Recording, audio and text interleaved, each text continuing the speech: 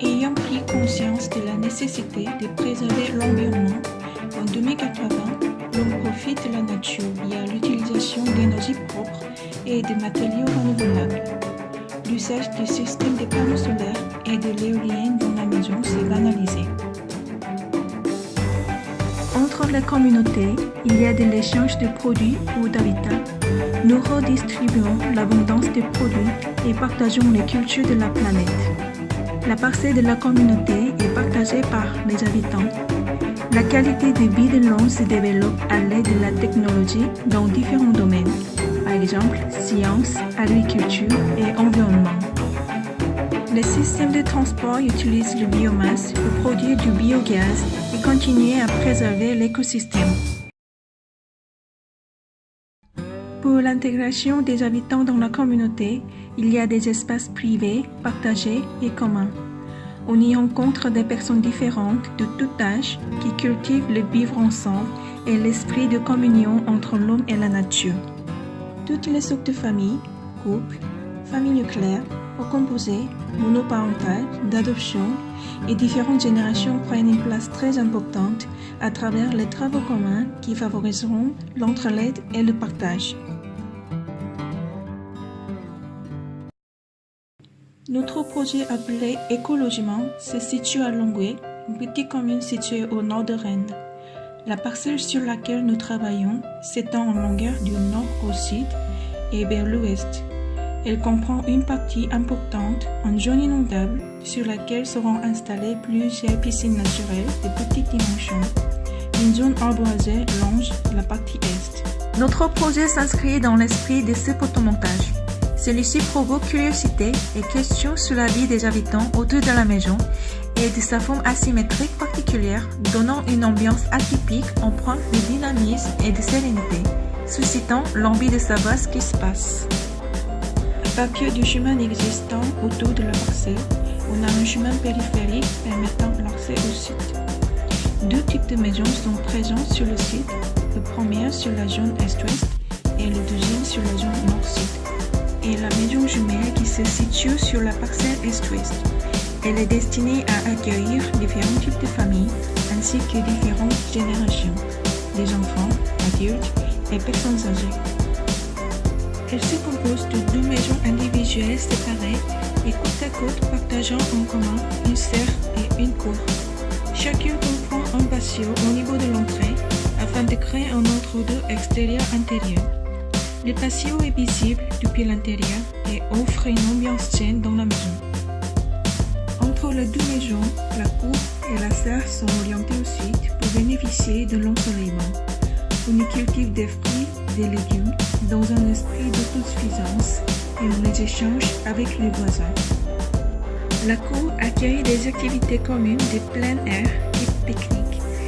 Les maisons jumelles sont orientées plus ou moins vers le sud pour que la maison et surtout le salon bénéficient d'un maximum de soleil. C'est également la solution la plus adaptée pour maximiser l'utilisation des panneaux solaires. Les espaces de stockage sont orientés vers le nord. Une buanderie commune est mise à la disposition des habitants de ces parties de la parcelle.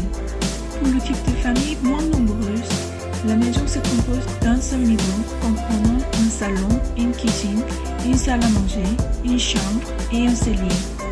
Quant aux familles plus nombreuses, l'étage est utilisé pour les chambres, salles de jeu.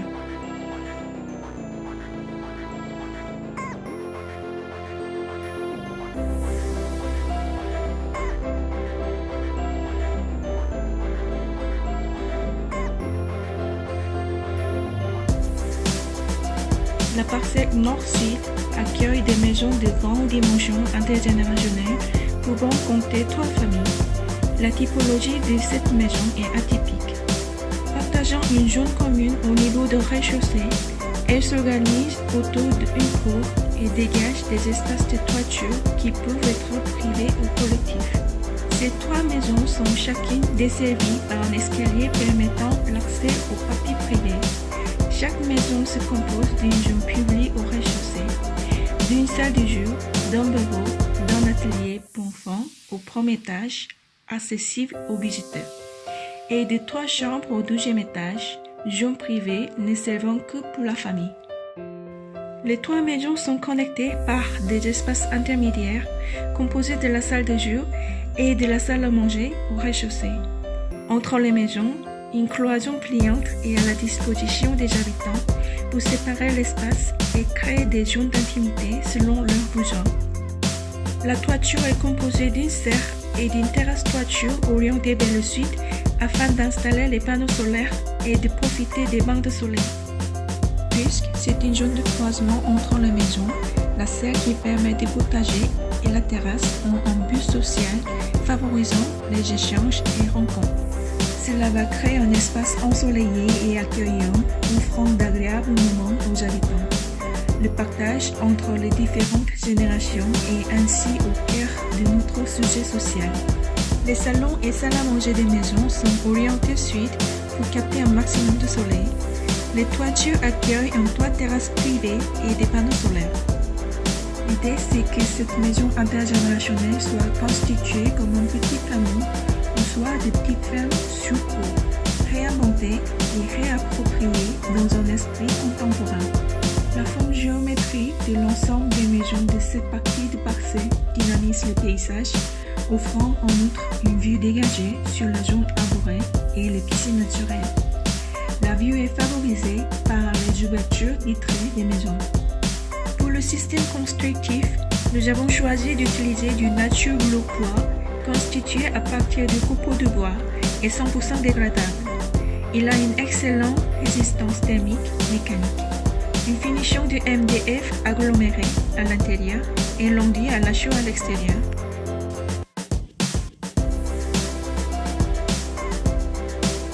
Les cloisons en bois permettent le passage des réseaux électriques. L'utilisation du plancher en CLT avec l'isolation acoustique permet de soutenir toute la longueur de la maison. La jonction du mur et du plancher se fait avec du ferraillage et cela permet de tenir jusqu'au deuxième étage.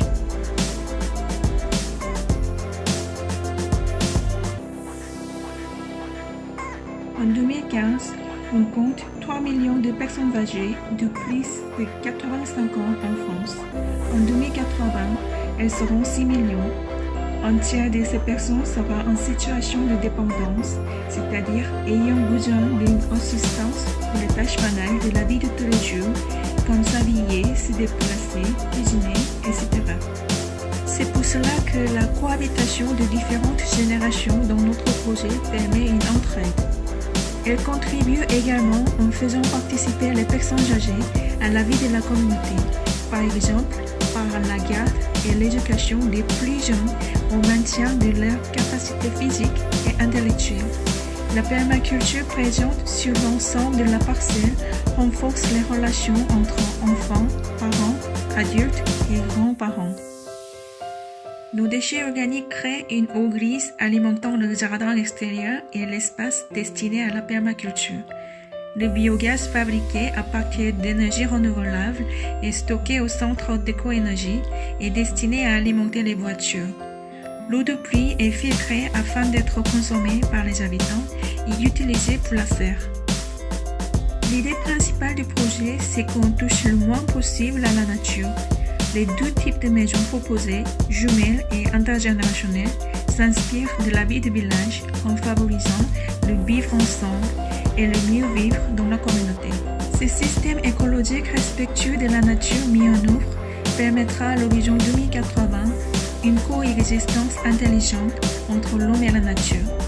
Les espaces communs favoriseront un mode de vie partagé correspondant au thème de notre scénario, c'est-à-dire vivre en communauté avec toutes les générations et tout type de familles avec l'écotechnologie pour mieux vivre.